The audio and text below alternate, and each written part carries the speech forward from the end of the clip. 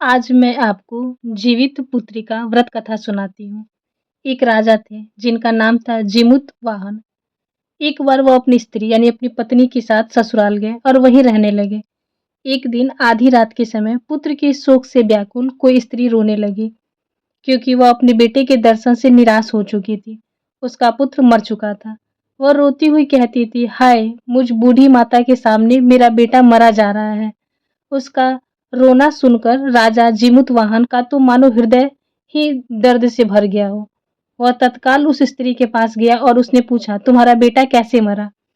बूढ़ी माँ ने कहा, गरुण प्रतिदिन आकर गांव गांव के लड़के को खा जाता है।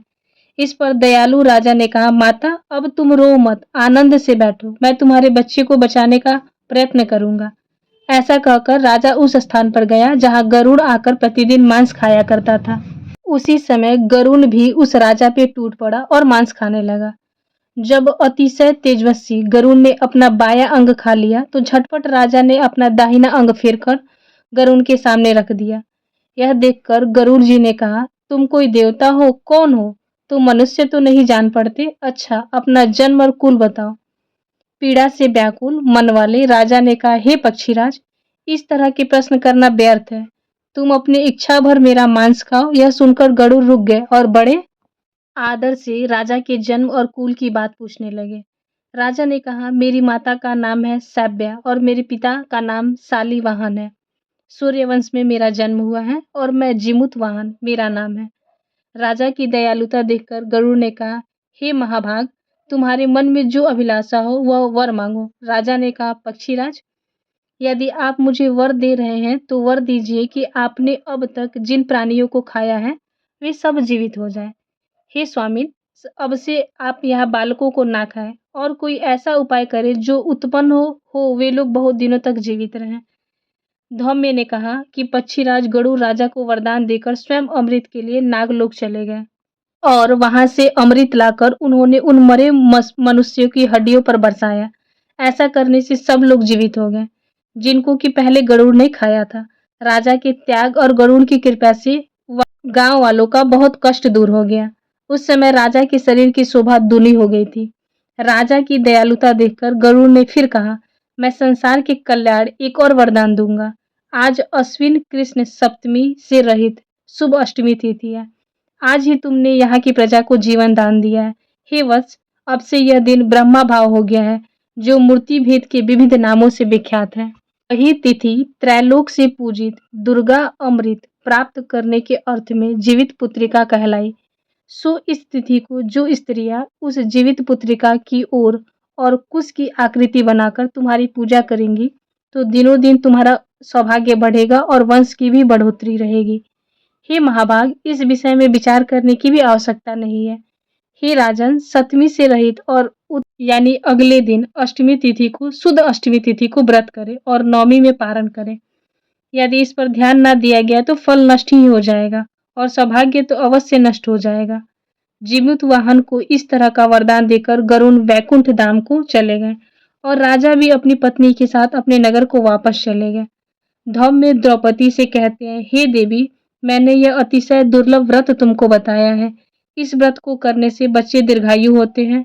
हे देवी, तुम भी भक्ति पूर्वक इस व्रत और दुर्गा जी का पूजा करो तो तुम्हें अभिलाषित फल प्राप्त होगा। मुनिराज धौम्य की बात सुनकर द्रौपदी को के हृदय में एक प्रकार का कौतूहल उत्पन्न हुआ और पुरावासिनी स्त्रियों को बुलाकर उनके साथ यह उत्तम व्रत किया। गौतम ने कहा, यह व्रत और इसके प्रभाव को किसी एक चील ने सुन लिया और अपनी सखी सियारिन को बतलाया। इसके बाद पीपल वृक्ष की शाखा में बैठकर उस चील ने उस वृक्ष के खोते में बैठकर सियारिन ने भी व्रत किया। फिर वही चील किसी उत्तम ब्राह्मण के मुंह में यह कथा सुनाई और पीपल के खोते में बैठी हुई अपनी सखी को सुनाया। सियारिन ने आधी कथा सुनी थी कि उसे भूख लग गई और वह उसी समय 100 से भरे हुए शमशान पहुंची। वहां उसने इच्छा भर मांस का भोजन किया और चीली बिना कुछ खाए पिए रह गई। अब सवेरा हो गया। सवेरे वह गौशाले में गई और वहां गौ का दूध पिया। इस तरह नवमी को उसने पारण किया। कुछ दिनों बाद वे दोनों मर गई और अयोध्या के किसी धनी व्यापारी के घर जन्मी। संयोग से उन दोनों का जन्म एक ही घर में हुआ। उसमें सियारिन ज्येष्ठ बड़ी बहन और चीली छोटी बहन हुई। दोनों सभी शुभ लक्षणों से युक्त थी, इसलिए बड़ी लड़की काशीराज के और छोटी उनके मंत्री के साथ शादी हुई। अग्नि के सामने विधि पूर्वक ब्याही गई। पूर्व जन्म के कर्म फल से वह मृगनयनी रानी हुई। जिस किसी संतान को उत्पन्न करती वह मर जाती, और पूर्व जन्म की बातों को स्मरण करने वाला मंत्री की पत्नी ने अष्ट वसुओं के सुदृढ़ तेजस्वी 8 बेटे उत्पन्न हुए और सभी जीवित रहे। अपनी बहन के जीवित पुत्र को देखकर ईर्ष्यावश राजपत्नी ने अपने स्वामी से कहा, यदि तुम मुझे जीवित रखना चाहते हो तो इस मंत्री के भी सभी पुत्रों को उसी जगह भेज दो जहां मेरे बेटे गए हैं, अर्थात इन्हें मार डालो। यह सुनकर राजा ने उस मंत्री के पुत्रों को मारने के लिए कई प्रकार के प्रयत्न किए, लेकिन मंत्री पत्नी के जो पुत्र थे वो हर बार बच जाते थे। एक दिन राजा ने अपने आदमियों से उन पुत्रों का सिर कटवाकर पिटारी में रखवाया और पिटारी उनकी माता के पास भेज दिया, किंतु वे 800 हीरे जवाहरात हो गए थे और भले चंगे 8 लड़के अपनी माता के पास वापस चले गए। उनको जीवित देखकर राजपत्नी को बड़ा आश्चर्य हुआ।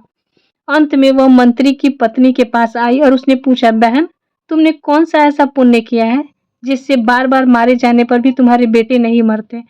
इस पर मंत्री की पत्नी ने कहा, पूर्व जन्म में मैं चील और तुम सियारिन थी।